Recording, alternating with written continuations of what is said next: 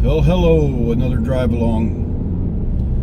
I just wanted to share a spiritual encounter I had this morning, of the type that have been going on a regular basis. Nothing, I'm pretty sure I know who it is because of events around it. But, I was communicating with somebody via social media, a woman I know that I communicate with, a beautiful person, who is wanting to get a basset hound, and shared pictures of these basset puppies, tricolor like mine was, and they are irresistibly adorable. It really is their thing. You can't resist those dogs with especially when they're puppies, with those big floppy ears and sad eyes. And it made me think of my dog, whom I miss very, very much. And losing my dog and losing Jen just months from each other was really something that turned my world inside out, and I still grieve, though I am moving along, like I'm supposed to, but I still grieve. So I told this person, you better be careful, because that's a very high maintenance dog. And they didn't want to hear that, of course. They don't, no more than I did. When people warned me before, and Jen warned us both about getting a basset hound. They're a lot of work. Their ears drag and they get ear infections, and you've got to trim their nails like every 2 or 3 months, or they can get ingrown and cause grievous wounds. They curl back up into their foot. They're a beautiful dog, but they're not a natural dog. They're a bloodhound with short legs, really. And that causes them problems. Inherent. And I said, I'll show you a picture, and I looked up something on this channel from 2016 that you've seen if you've been around. But I said my dog used to like to sing along to my accordion, and they were interested in that, and so I found this video, and I'm going to post it. It's very, very short, but here's what I showed them. Puppy, Happy New Year.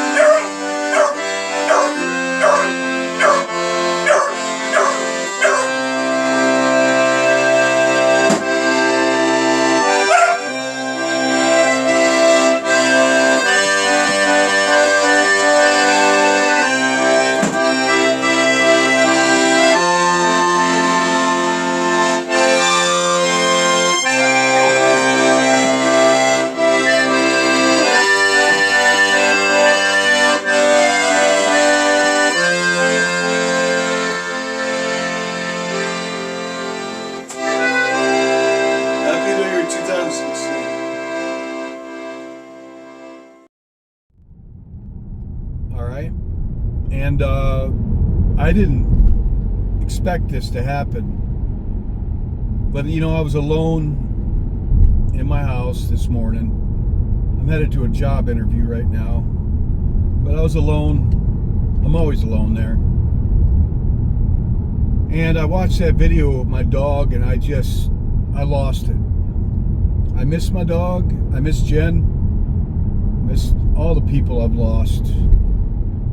And seeing that video ambushed me. And I broke down a little bit and just started saying, I miss you, and I miss you too, Jen. I miss you so much. And that's a normal human grief thing. But when I was doing that and saying how much I missed her, a white mist appeared in front of me and above me and moved around a bit. And I felt love. If you can believe that. All right, I just want to describe this a little better. It looked like white smoke, roughly, vaguely human size, but I didn't see any face or figure, but just white, like white smoke or fog, in front of me and above me, floating. It was moving around a bit, and I felt love. I felt like somebody was there comforting me. And it went away after I said, "I can see you." And I spoke a bit, and then it went away, vanished. I'm only adding this because I always try to describe things as much as possible. All right, back to this. I felt a presence, and I looked at it, and I felt certain I knew who it was. And I said, "I can see you." And I said, "I'm all right." I said, "I love you. Thank you for coming here to comfort me." I said, "But I'm okay." I said, "I can see you," but first thing I said was, "I see you, and I'm all right. I'll be all right."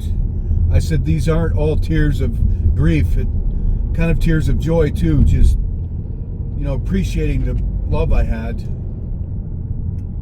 with my dog included. I really do miss that little guy quite a bit." And that was it. I generally don't communicate with things that I perceive to be spirits unless I'm certain I know who they are. And this has happened to me before. It's kind of ongoing, honestly. But sometimes I can see it. It's always a white, misty shape. And I never feel any foreboding. I don't think it's wrong. I feel like when I talk to, could be my mom or Jen or even my dog, I believe they can hear me.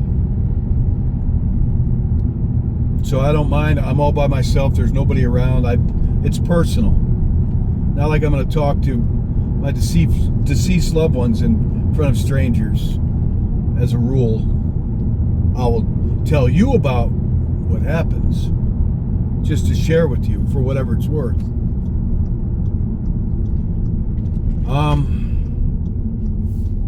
And you know what? If I'm wrong, and I don't think I am wrong, even if I'm wrong, what's the harm? There's no harm. I don't think it's a sin. I don't think it's unwise. I'm not addressing unknowns. I'm addressing my loved ones. Just to remind them, I love you.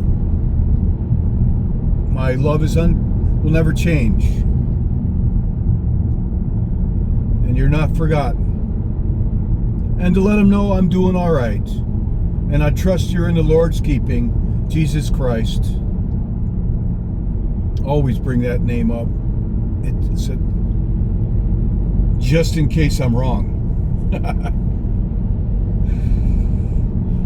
But I just thought I'd share that. And this is something, I guess you could call it paranormal, that actually happens quite a bit. It's brought on by usually me grieving and telling them I love them, and whatever I feel like saying, really. And this may sound weird. I'm sure it does sound weird to some people, and we all grieve in our own way. It's a personal thing for each of us. But in some ways, I feel closer to my loved ones now than I did when they were walking here among me. So, this dude's gonna make me late. I got a job interview for a night shift job, machine operator at a factory.